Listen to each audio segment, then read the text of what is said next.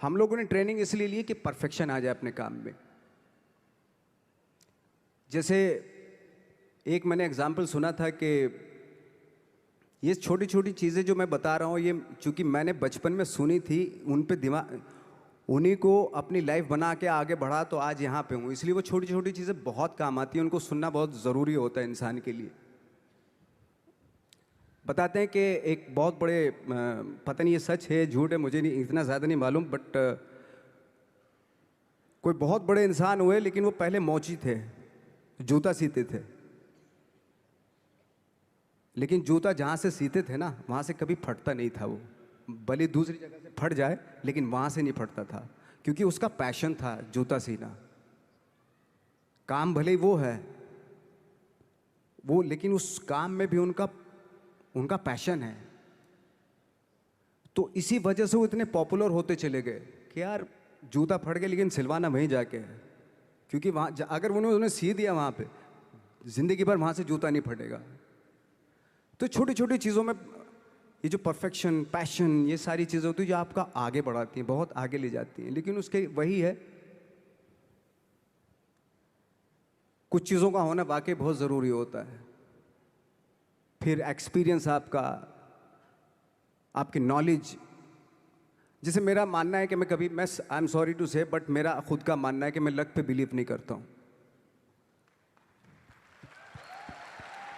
मेरे सामने आज तक मेरे सामने लकीली कोई चीज़ नहीं हुई कि मैं लकीली यहाँ तक पहुँच गया। आज जो आप प्रोमो देख रहे थे, जो क्लिपिंग्स देख रहे थे मेरी, मैं लकीली नहीं पहुँचा हूँ यहाँ पे। मैंने उसके लिए मेहनत की है, मैंने उसके लिए नॉलेज इकट्ठी की है, मैंने उसके लिए ट्रेनिंग ली है।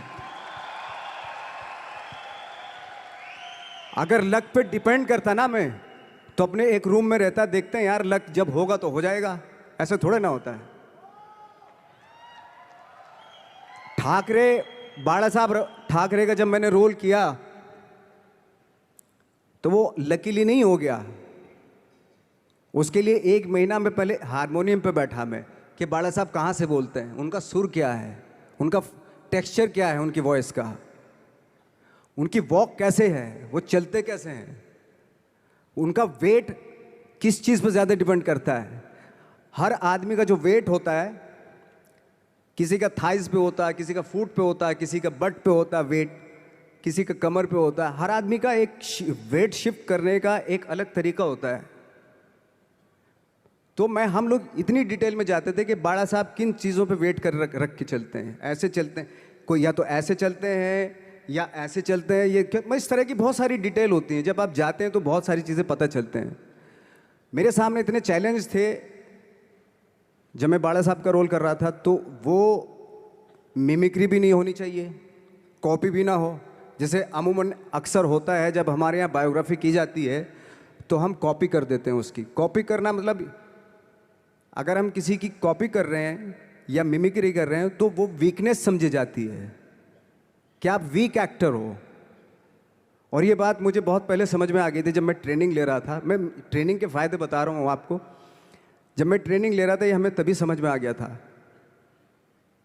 और प्रिपरेशन के वक्त, बाला साहब की प्रिपरेशन के टाइम पे, कि मैंने कि इसकी मिमिक्री नहीं होनी, बाला साहब की मिमिक्री नहीं होनी चाहिए, ना कॉपी होनी चाहिए, और लगना भी चाहिए कि बाला साहब ठाकरे है।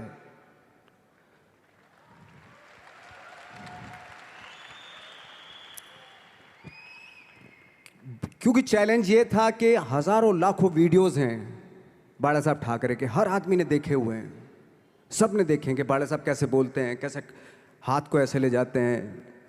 एक बार ये हुआ था कि मैं जब इसकी शूटिंग कर रहा था, ठाकरे मूवी की शूटिंग कर रहा था मैं, तो उद्धव साहब ठाकरे जो है वहाँ पे आ गए थे, वैनिटी में बैठे थे मेरे सामने। तो मेरा हाथ ऐसे था, इट्स लाइक दैट। तो बोले आपने हाथ ये ऐसे क्यों रखा हुआ है? मैंने, उनका हमेशा ऐसे ही रहता था हाथ। तो और यही वो क्या होता था, वो सिगार पीते थे, और सिगार ऐसे पिया जाता है, कुछ ऐसे, और इसलिए उनका हाथ हमेशा नॉर्मली भी रहता था तो ऐसे रहता था। और यहीं से जब स्पीच देते थे यहीं से ये जाता था, जो उनका सिग्नेचर वो जेस्चर था। तो वो शॉक्ड हो गए कि इतनी डिटेलिंग इतनी डिटेलिंग आपने ली है, तो जब वो फिल्म देखी उन्होंने, तो फिल्म देखने के बाद उनको रियलाइज़ हुआ कि वाकई बहुत स्टडी की है नवाज़ ने उनके बाड़ा साहब के ऊपर। तो मुझे खुशी हुई थी कि थैंक गॉड कि ये सारा किस लिए हो रहा है, पैशन की वजह से हो रहा है। एक पैशन है, उसके बाद आपका एक्सपीरियंस है, आपकी नॉलेज है, आपकी ट्रेनिंग है, उससे ये सारी चीज़ें निकलती हैं। लाइक मंटो, ये जितने भी कैरेक्टर्स हुए वो सब हवा में नहीं हुए या लकीली नहीं हो गए।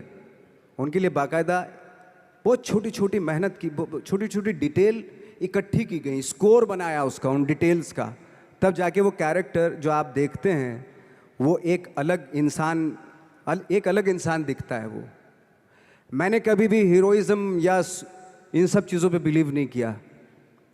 जब आज मुझे बोलते हैं कि तुम तो स्टार हो, मैं सच आज भी मुझे यकीन नहीं होता कि मैं स्टार हूँ। मुझे लगता है कि मैं एक्टर ही हूँ, और मैं आज भी ढूंढने की कोशिश कर रहा हूँ, नई नई डिटेल्स ढूंढने की कोशिश कर रहा हूँ कैरेक्टर्स की।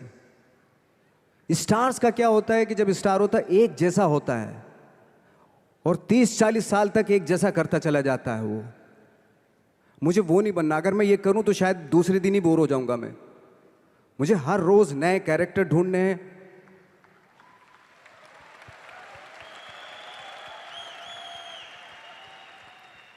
लोगों के बीच में रहना है, क्योंकि लोगों ये बीच में रहने से बहुत सारी चीजें मिलती हैं। मैंने एक रोल किया था लंच बॉक्स में, पता नहीं कितने लोगों ने देखी वो फिल्म, मुझे नहीं मालूम।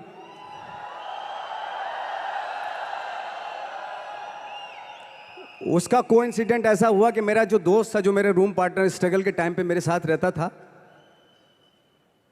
तो मैंने उसी की डिटेल मार दी उसमें फिल्म में। जब पिक्चर रिलीज हुई तो उसने देखी, उसको लगा अरे ये तो मैं हूं। अब वो भी एक्टर था। उसके बाद जब वो फिल्म इंडस्ट्री में किसी के पास काम मांगने जाता था तो लोग उसको बोलते थे यार ये ऐसा मत कर, ये नवाज ने कर दिया, कुछ दूसरा कर। तो बोलता हम तो ओरिजिनल में ही ऐसे हैं, उन्होंने हमारा कॉपी किया है। लेकिन कहने का मतलब ये है कि लोगों के क्या होता है, स्टार्स हमेशा शीशों के घरों में रहना शुरू कर देते हैं। उनको बैंड्रा में, उनको मतलब किसी ऐसी जगह पे रहते हुए ये नहीं मालूम कि दूसरी जगह क्या है। अगर आप चाहते हैं रोज हर फिल्म में एक नई पर्सनैलिटी क्रिएट करें तो लोगों के बीच में रहना पड़ेगा आपको। भले थोड़ी परेशानियां होती हैं बट रहना पड़ेगा उनके बीच में। मेरा तो ऐसा मानना है।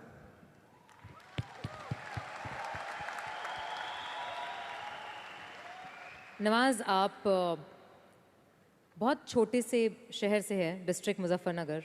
यहाँ पे बहुत सारे लोग ऐसे बैठे हैं जो बहुत सारी सिटीज़ से हैं, actually major cities like Delhi, Bangalore, Hyderabad, Pune, Chennai, Nepal.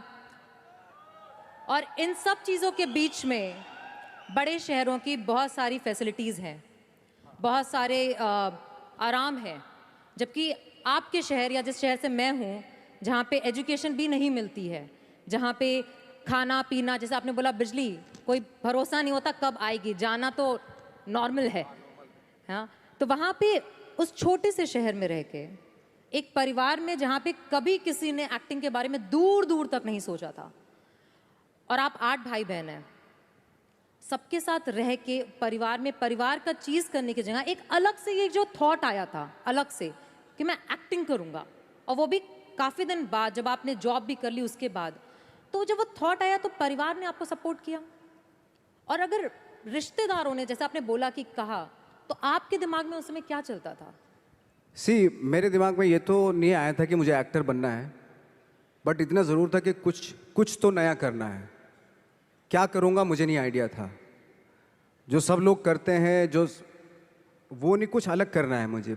लेकिन मुझे ये नहीं मालूम था कि मुझे एक्टिंग करनी है। और इसीलिए मुझे लगता है आज जब मैं सोचता हूँ कि अगर मैं किसी भी फील्ड में होता, एक्टिंग के अलावा किसी भी फील्ड में होता, तो मैं एक्सपेरिमेंटल ज़रूर होता। क्योंकि मुझे आदत थी कि मुझे जो ट्रेंड चल रहा है उसके अगेंस्ट, मैं बहुत ही रिबेलियस था, रिबेलियस किस्म का इंसान हूँ मैं, आज भी हूँ, रहूँगा। क्योंकि मुझे अच्छा लगता है जो ट्रेंड चल रहा होता है उसके अगेंस्ट कुछ काम करना, चाहे मुझे अच्छा लगता है वो। क्योंकि क्या है ना कि चलन चल रहा है आई थिंक उसको बहुत आसान है उस चलन के साथ चलना, उसके अगेंस्ट चलना उसके लिए सालों लग जाते हैं। बीच बीच में आपको ये भी लगता है कि यार शायद पॉसिबल नहीं है, लेकिन जब पॉसिबल होता है ना तो तब बड़ा अच्छा लगता है। तब ये जैसे आज मुझे फील हो रहा है ना, तब ऐसा लगता है। यहाँ पे जितने लोग भी बैठे हैं और इंक्लूडिंग मुझे, हमने भी ऐसा कुछ शुरू किया है या हम भी ऐसा कुछ कर रहे हैं जो ट्रेडिशनल नहीं है, जो बहुत अलग है और जिसके लिए बहुत लोग बोलते हैं कि पता नहीं होगा कि नहीं होगा, कर पाएंगे कि नहीं कर पाएंगे, या तुम कर रहे हो करके दिखाओ, तुम कर लिए तो देखते हैं। और लोग जगह जगह समय समय पर हर समय हर किसी को, यहाँ पे जितने लोग भी बैठे हैं उनको कहते हैं कि तुमसे तो हो नहीं पाएगा, और हो गया तो राम जाने। तो जब हमें ये कैसे हुआ, ये कैसे हाँ, हुआ, फिर पूछते हैं कैसे हुआ, हाँ, ये कैसे हुआ, कैसे हुआ फिर भी सुन लेंगे, बट साथ में अगर आगे करने को करो ना तो हिम्मत नहीं होगी।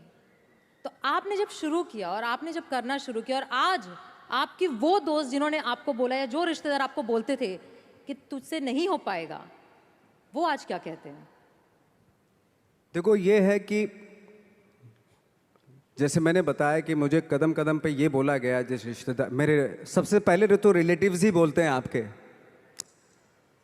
बोले भाई ये जो करने जा रहा है तू, ये तेरे बस का नहीं है, तू देख ले, अपना बस का नहीं है ये। और जब हो जाता है तो ऑफकोर्स यही कि हमने तो बोला था, अब पता नहीं कब बोला था, मुझे भी नहीं पता कब बोला था उसने कि हमने तो बोला था हो जाएगा। एक किस्सा मुझे याद है कि जब मेरा एक मैगज़ीन आती है जीक्यू की मैगज़ीन पे, जब मेरा 2012 में मेरा छपा, तो मुझे एक बहुत बड़ी मॉडल थी मुंबई की, तो उन्होंने बुलाए, दोस्त थी, काफ़ी सालों के बाद, 3-4 साल के बाद मिलना हो रहा था। तब मैं 3 साल पहले स्ट्रगल ही कर रहा था ऑलमोस्ट, लेकिन जैसे जीक्यू में आया मेरा मैगज़ीन में, तो वो शॉक्ड हो गई। और वो बहुत ही खूबसूरत, लंबी चौड़ी खूबसूरत मॉडल की तरह बिल्कुल, और मैं ऐसा दिखने में, तो मुझे बुलाया, बोला यार तुम जीक्यू के पेज पे आए हो? मैंने हाँ। तुम कैसे जीक्यू के पेज पे आ गए? मैंने पता नहीं, मुझे भी पता नहीं क्यों आया। तुम्हें मालूम है तुम जीक्यू के पेज पे आए हो? मैंने हाँ। तुम्हें पता नहीं तुम कैसे आए हो, क्यों, तुम्हें मालूम है तुम जीक्यू के पेज पे आए हो?